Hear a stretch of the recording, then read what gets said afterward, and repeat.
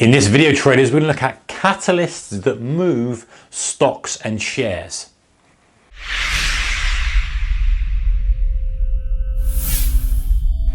Hey traders, a very warm welcome to you. So, stocks and shares generally move with the market. Something like 70% of their movement is based on the market. Then we've got kind of 15% based on the sector, and the last 15% based on the actual stock. However, what happens when we have a significant catalyst, either positive or negative, that moves the stock dramatically. That creates trading opportunities for us, especially if we're day trading and also if we're swing trading. The start of a good move, the start of something that's fired and ignited by a catalyst can mean a multi-year trend. So what are the positive and negative catalysts that we sometimes see in stocks that can cause them to move so aggressively? Okay, first thing, let's look at the positive ones. So improved margins. Now, as they're making more money, everything is going well. They say in the earnings that, hey, our margins are improved for how much we're spending, and margins on the products are improving, all that kind of stuff. Good, solid business growth and improvement. Improved margins in my existing products, a nice one. Raising guidance. So they're raising guidance for future revenues. People are investing, or big players are investing based on what the stock is going to be doing multiple years down the line. So if a company is raising guidance for future growth, that is considered bullish because the stock is going to be worth more if everything goes to plan. So that brings in buyers, that increases the value of the stock. We're likely to see an increase in price on the day. Revenue better than expected.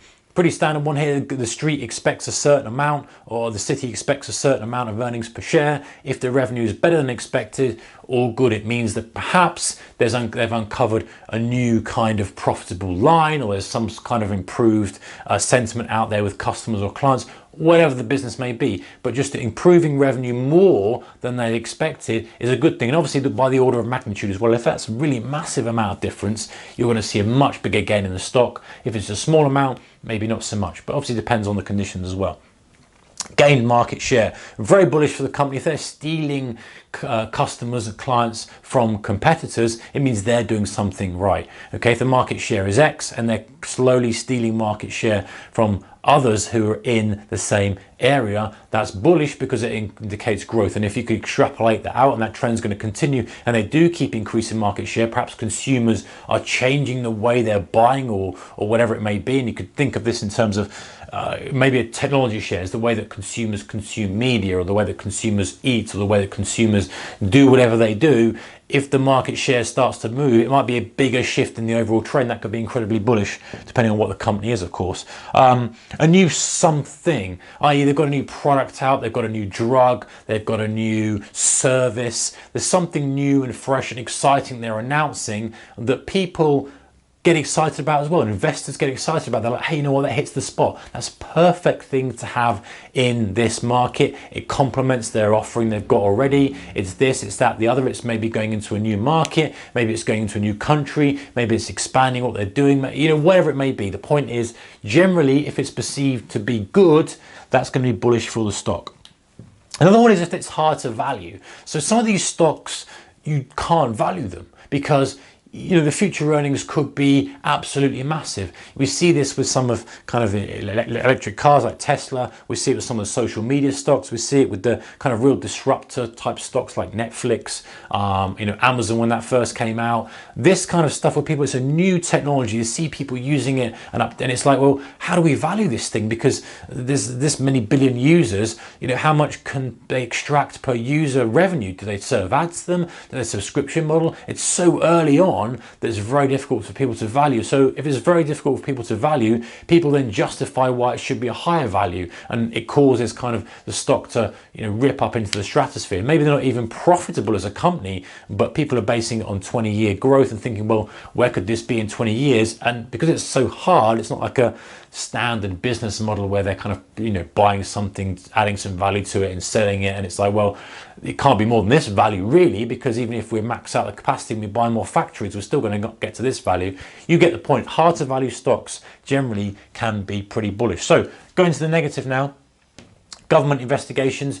You don't want a government investigation into the company you're in, unless you're short, of course. Obviously, it's never a good thing. Something's going on. Generally, there's no smoke without fire. and it just causes a lot of problems for the stock, even if it ends up being nothing. All right, profit warnings.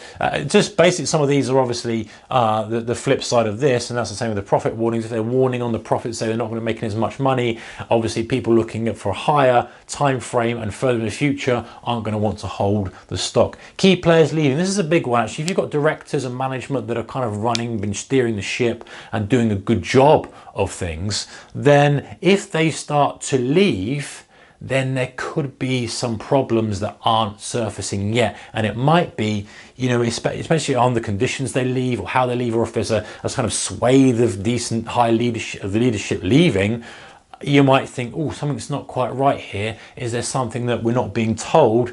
People might start to trim the positions down. Other one here, we've got a few court rulings. Another thing, it's just like a significant event, they're going to court, they end up getting fined, which could have a knock-on effect to every other customer and all the clients they've got, or their business model. They might have to adjust their business model because their practices aren't right. You get the idea. There's multiple permutations of that, but never normally a good thing, unless of course it rules in their favor. If it does, it might have been an overhang pressure on the stock, and if it rules in their favor, that's lifted. That could be the start of a multi-month move. Conference call clangers. We've seen some of, I don't know, you may have seen some of those yourself. The conference call, whoever's on the conference call says the worst possible thing. Maybe the numbers were okay, maybe the numbers are kind of in line, but they say something absolutely ridiculous in answer to the question, and the stock gets hammered because they've almost revealed something they shouldn't have really revealed, and it's really affected the stock, and it goes over all the headlines, the media grab hold of it, and before you know it, the stock is being sold. Questionable director action. So that's going to be, hey, if a director's personally been arrested, or perhaps he's been investigated for fraud, or perhaps he's involved with other things that are a little bit more unsavory. I remember a stock I was trading once, the director was, what happened to him? Oh yeah, he was going to the States and he got arrested as he was entering the United States. They didn't declare why, and you think, well, that's not really good. You don't normally get arrested when you go into the US unless there's a reason you're on some sort of list.